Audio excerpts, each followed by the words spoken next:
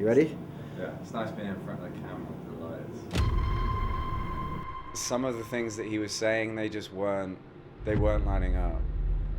I thought we'd found a new friend. I was excited for that. I guess I was wrong. Okay. We good? Who are we living with? I didn't even know if I wanted to know.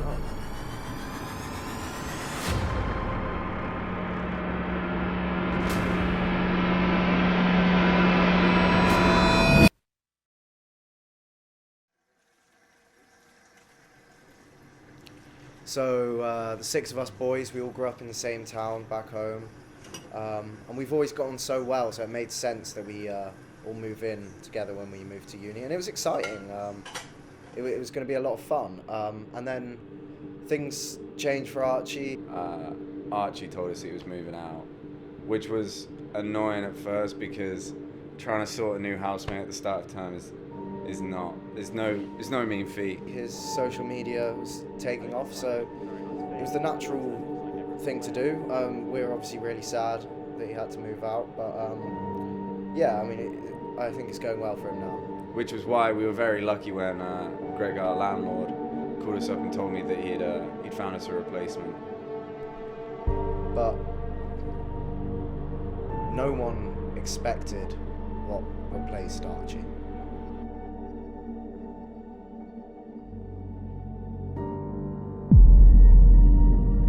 No one.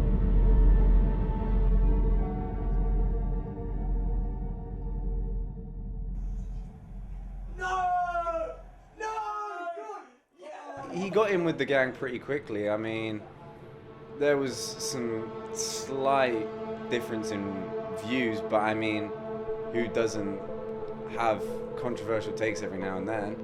I mean, there was obviously the first comment he made on the first night when he did say that women belonged in the kitchen and he wished he had one to make him a sandwich. The comment about women, yeah, like a bit rogue, especially on like first introductions, but other than that, like, I thought we'd found a new friend. Guess I was wrong. Some of the things that he was saying, they weren't lining up. It was strange because I could see it in Callum's eye that he saw the same thing. I started to keep a closer eye on Cam, and I started to notice that he'd be out on his bike all day. And we didn't mind because we got along just fine, the five of us, but he used to leave pretty early on his bike and then wouldn't return until quite a bit later. And I would ask him when he'd get back, "Oh, Cam, what have you been up to today?" He'd just say, "Uni." We go to the same uni as him and we've never seen him. And uni is but a 3-minute walk round the corner. Who takes a bike on a 3-minute journey? I just wonder where he's going. So we decided to look at the laptop. It was fine. Any normal person wouldn't mind. Do you ever regret what we did? No. How can you when we saw what we did? The first few searches were fine, but they were nothing out of the ordinary.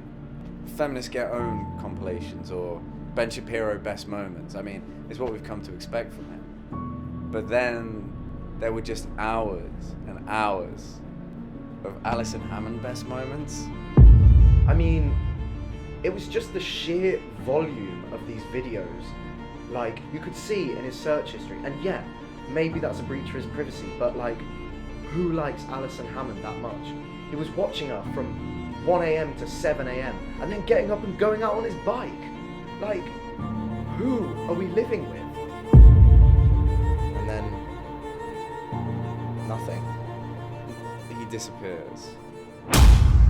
So Cam had sort of gotten himself into a bit of a routine of coming home at exactly 10:30 p.m.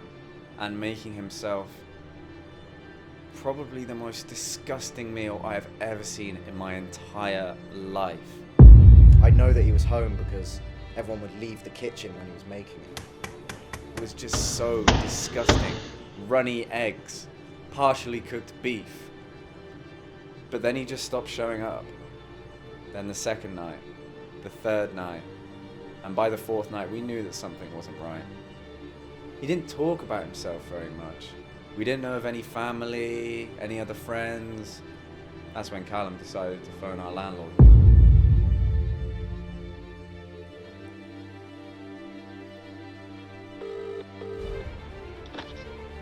Hello. Hello, Greg, this is Callum.